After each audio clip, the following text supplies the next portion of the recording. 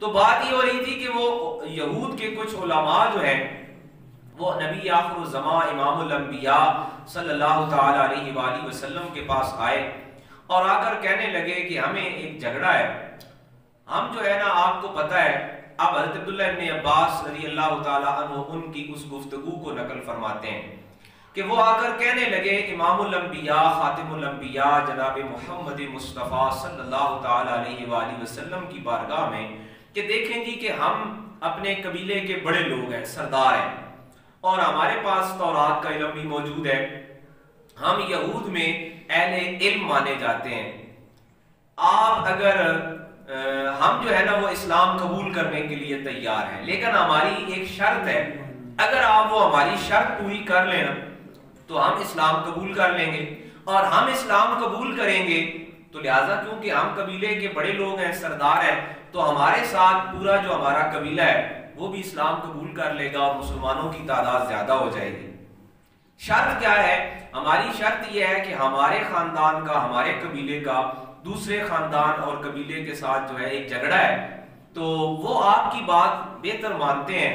آپ ایسے کریں کہ ہمارے دونوں کے درمیان، قبیلوں کے درمیان فیصلہ کر دیں۔ آپ یہ فیصلہ کریں گے تو وہ جو فیصلہ ہوگا، جو بھی ہوگا، ہم اس کو قبول کریں گے،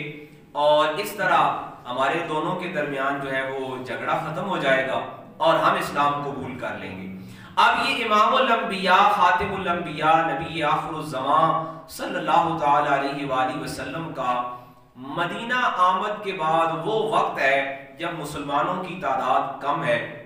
اور مالی حالات بھی اچھے نہیں ہیں، ان کو افرادی قوت کی ضرورت ہے کہ اچھے لوگ، مالدار لوگ بھی شامل ہوں تاکہ اہل ایمان کے جو حالات ہیں وہ بہتر ہو سکیں۔ لیکن نبی کریم، آقا کریم صلی اللہ تعالی علیہ وآلہ وسلم نے کیا کیا؟ آپ نے ان کے درمیان فیصلہ کرنے سے انکار کر دیا۔ آپ نے فرمایا میں اس شرط کے ساتھ کہ تم اسلام تب قبول کرو گے کہ میں تمہارا جو ہے وہ فیصلہ کرنے والا بنوں، تو لہٰذا میں تمہارے درمیان فیصلہ نہیں کرنے والا۔ اب اسی احوال کے متعلق قرآن مجید نے یہ آیات مبارکہ نازل ہوئیں اور یہ حکم دیا کہ اگر تمہارے پاس فیصلہ کرانے کے لیے لوگ آ جائیں، حالانکہ نبی کریم آقا کریم صلی اللہ تعالی علیہ وآلہ وسلم اس فیصلے پر پابند نہیں تھے، آپ پہ کوئی فرض واجب نہیں ہے، کوئی اللہ کا حکم نہیں ہے کہ آپ فیصلہ کریں یا نہ کریں، لیکن آپ نے انکار فرما دیا۔ اب اللہ کریم کا قرآن مجید کی ان آیات میں حکم کیا آیا کہ اگر وہ جو اہل کتاب ہیں وہ تمہارے پاس فیصلہ کرانے آتے ہیں تو آپ کیا کریں؟ ان کے درمیان فیصلہ کریں، لیکن ان کی مرضی نہیں، یعنی جو فیصلہ کرانے آئے ہیں وہ یہ چاہتے ہیں کہ ہماری مرضی کا فیصلہ ہو جائے، تو ان کی مرضی کا فیصلہ نہیں، بلکہ انہیں یہ بتاؤ کہ جو کچھ اللہ نے نازل کیا ہے اس کے مطابق فیصلہ ہوگا، اور اللہ جانتا ہے کہ ان کے گناہوں کی ان کو سزا کیسے دینی ہے۔ ان میں سے بہت سارے لوگ جو ہیں وہ فاسق ہیں اور یہ زمانہ جاہلیت کی طرح اپنے فیصلے اپنی مرضی سے کرانا چاہتے ہیں، اور اللہ یہ چاہتا ہے کہ اچھا فیصلہ کرنے والا قوم میں موجود ہونا چاہیے۔ حاضرین محترم، قرآن مجید کی یہ جو آیات آج ہم پڑھ رہے ہیں، ان میں اللہ کریم نے ایک طرف تو نبی آخر الزمان امام الانبیاء جناب محمد مصطفیٰ صلی اللہ تعالی علیہ وآلہ وسلم کے لیے یہ حکم فرمایا کہ آئندہ آپ کے سامنے یہود، نصارہ یا دیگر قوموں کے لوگ جب آ جاتے ہیں تو آپ ان کے درمیان فیصلہ کریں۔ اس کے بعد نبی آخر الزمان نے ان کے بہت سارے معاملات میں فیصلے کیے بھی،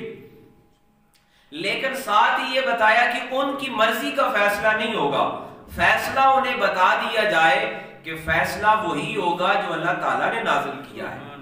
اب حاضرین محترم، ہمارے لیے سوال کیا ہے، ہمارے لیے سیکھنے والی، سمجھنے والی بات کیا ہے؟ وہ یہ ہے کہ آج بھی جب ہم قرآن مجید کو پڑھتے ہیں اور لوگ اپنے معاملات میں، اپنے گھریلو معاملات میں، اپنے کاروباری معاملات میں، معاشرتی معاملات میں لوگ یہ سوال کرتے ہیں کہ ایسا، یعنی سوال کرنے کا انداز یہ ہوتا ہے نا کہ فیصلہ ہماری مرضی کا ہو جائے۔ قرآن مجید نے اسی بات کو بتایا کہ یہ پچھلی امتوں کا بھی یہی مسئلہ تھا، تورات ان کے پاس بھی تھی زبور، انجیل، تورات، یہ ساری کتابیں ان کے پاس موجود تھیں، لیکن ان کے گمراہ ہونے کا اور ان کے ناکام ہونے کا اور زوال کا شکار ہونے کا سبب کیا ہے کہ انہوں نے اپنی خواہشات اور اپنی مرضی کو اللہ کی کتاب سے زیادہ اہمیت دی۔ اور اب ہمارے لیے سوچنے اور سمجھنے والی بات یہ ہے کہ کہیں ایسا تو نہیں کہ ہمارا دعویٰ یہ ہے کہ ہمارے پاس اللہ کا آخری کلام ہے، ہمارا دعویٰ یہ ہے کہ ہمارے پاس وہ کتاب ہے جس میں کوئی رد و بدل نہیں ہو سکتا ہے۔ ایک طرف ہمارا دعویٰ یہ ہے کہ ہمارے پاس وہ کتاب ہے جو دنیا کے سارے علوم کو اپنے پاس رکھتی ہے،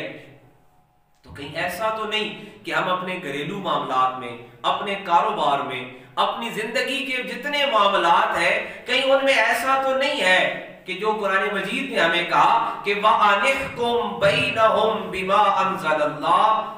یہ حکم صرف نبی کریم کے لیے ہی تو نہیں ہے نا، یہ آیت جو باقی رکھی گئی ہے تو یہ سارے پڑھنے والوں کے لیے ہے کہ تمہارے پاس جب بھی کوئی موقع آئے کہ تم نے فیصلہ کرنا ہے، اور فیصلہ ظاہر ہے کسی ایک جھگڑے کے لیے تو قرآن مجید کی آیت نہیں ہے، ہمارے زندگی کے ہر کام کے لیے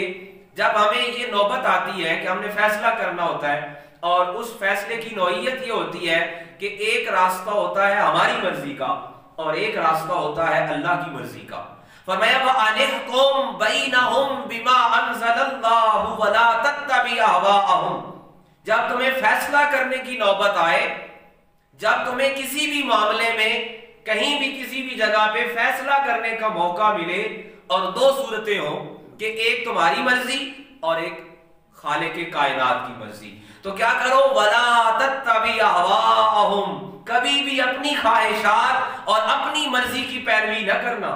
جو تمہارے من سے اٹھے، جو تمہاری چاہت ہو، کبھی اس کی پیروی نہ کرنا۔ کیوں؟ کیونکہ یہی تو پہلی امتوں کا طریقہ رہا ہے کہ انہوں نے تورات کے موجود ہونے کے باوجود، انہوں نے انجیل کے موجود ہونے کے حیثیت میں اور زبور کے موجود ہوتے، انہوں نے کیا کیا کہ انہوں نے اپنی مرضی کے فیصلے کیے۔ آیات کو بدلنا کیا ہے؟ آیات کو بدلنا یہی ہے کہ آیت لکھی ہوئی ہے اور اس کا فیصلہ بدل دیا جائے، اس کا معنی بدل دیا جائے، اس کا حکم بدل دیا جائے۔ فرمایا کہ اللہ یہ چاہتا ہے کہ تم اپنے جو فیصلے ہیں، اپنے جو امور ہیں، ان کو اللہ کے نازل کردہ حکم کے مطابق ڈال دو۔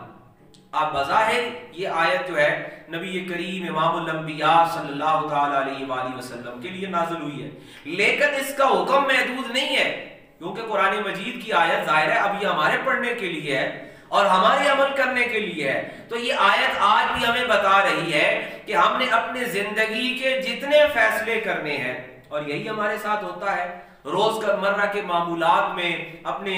گھریلو معاملات میں، اپنے کاروبار میں، ہر جگہ ہمارے ساتھ یہی معاملہ ہوتا ہے کہ ایک مرضی ہوتی ہے ہماری کہ ہم یہ چاہتے ہیں کہ یہ فیصلہ ایسے ہو جائے، یہ کام ایسے ہو جائے، اور پھر اسی میں ایک مرضی ہوتی ہے رب العالمین کی، رب کائنات کی، اور جو لوگ اہمیت دیتے ہیں رب کائنات کی مرضی کو اور رب کائنات کے حکم کو جو اس نے نازل کیا ہے، فرمایا کہ وَمَنْ أَحْسَنُ مِنَ اللَّهِ حُكْمًا لِقَوْمٍ يُوقِنُونَ،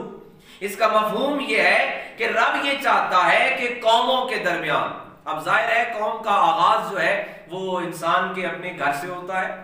قوم جو ہے وہ بنتی ہے ایک خاندان سے، ایک گھر سے، اور ایک فیملی سے پھر شروع ہو کر ایک معاشرہ اور ایک قوم۔ ہم آج بھی یہ دیکھتے ہیں کہ ہمارے پاس قرآن مجید موجود ہے، یہ شاید بات میں نے پہلے بھی کبھی عرض کی کہ ہمارے پاس اللہ کے فضل سے مدارس بڑھ رہے ہیں، قرآن مجید پڑھنے کی جو ریشو ہے وہ کسی طرح سے بڑھ رہی ہے، لیکن کیا سبب ہے کہ آج بھی ہم قرآن مجید سے،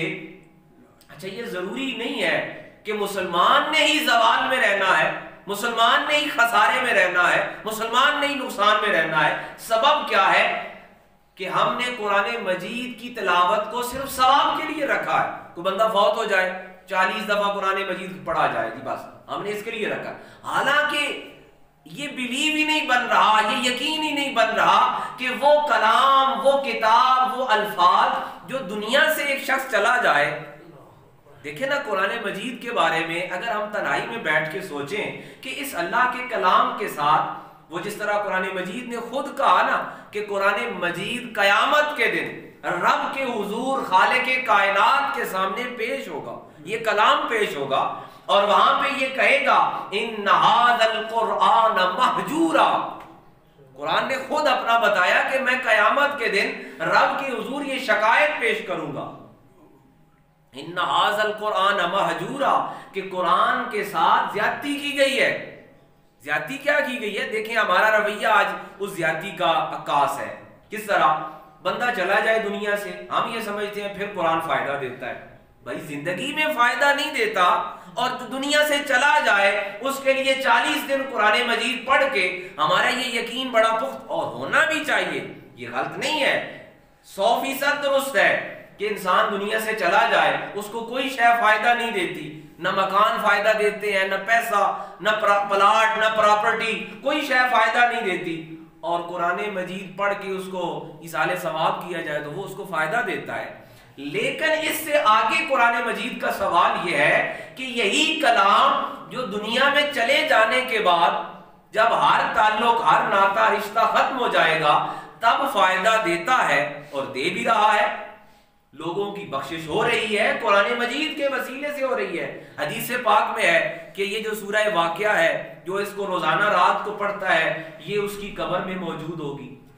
یہ جو سورہ فاتحہ ہے اس کو جو پڑھتا ہے یہ قبر میں اس کے سامنے نور بن کے آئے گی۔ یہ جو سورہ کوثر ہے یہ کل بروز قیامت جو ہے پرسرات سے گزارے گی۔ یہ ساری صورتیں وہاں فائدہ دیتی ہیں۔ سوال یہ ہے، رب کا کلام یہ تقاضا کر رہا ہے،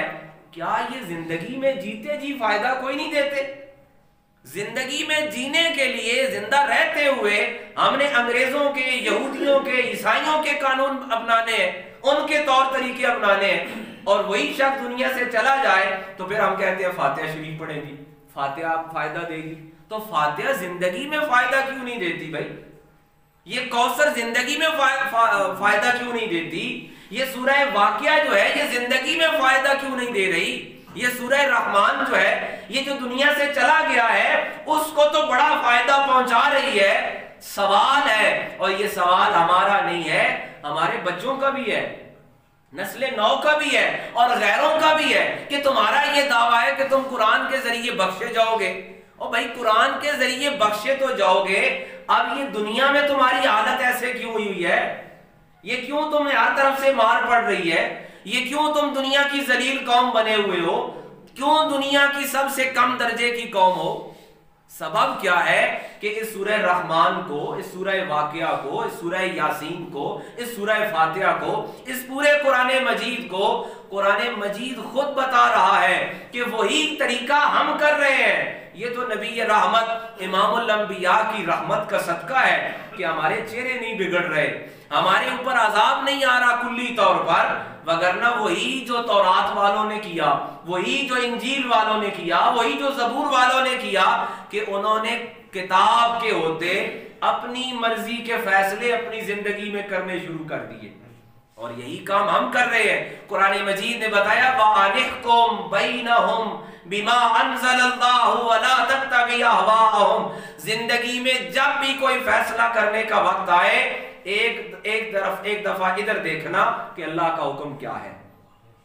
اللہ نے کیا نازل کیا ہے، اور پھر تمہاری خواہش کیا ہے، اور کبھی بھی اپنی خواہشات کی پیروی کا شکار نہ ہونا، بلکہ فیصلہ وہ کرنا جو اللہ رب العزت نے نازل کیا ہے، جو خالق کائنات نے نازل کیا ہے۔ تو عزیزان محترم، ہمارے گھریلو معاملات سے لے کر آج ہم بے برکتی کا رونا روتے ہیں، ہم جو ہے حالات کی تنگی کا رونا روتے ہیں، مال و اسباب بڑھ گئے ہیں، اس کے باوجود سبب کیا ہے کہ ہم اپنی زندگی کے فیصلے قرآن مجید کے نازل کردہ احکام کے مطابق نہیں کرتے۔ تو آج کی یہ آیات مبارکہ سورۃ المائدہ کی آیت نمبر 50 پڑھنے کے بعد اور 49 پڑھنے کے بعد قرآن مجید کا یہ سبق ہمارے ذہنوں کو جگانے کے لیے کافی ہے کہ کبھی بھی جب بھی زندگی میں کوئی فیصلہ کرنے کا وقت آئے، ظاہر ہے ہر انسان کے پاس زندگی میں ہر روز بے شمار معاملات پیش آتے ہیں جہاں پہ فیصلہ کرنا ہوتا ہے، اور ایک دفعہ اگر ہماری یہ سوچنے کی عادت بن جائے کہ اس کام کے بارے میں اللہ کی کتاب کا حکم کیا ہے، اللہ نے اپنے کلام میں اس کے بارے میں یقین کیجئے،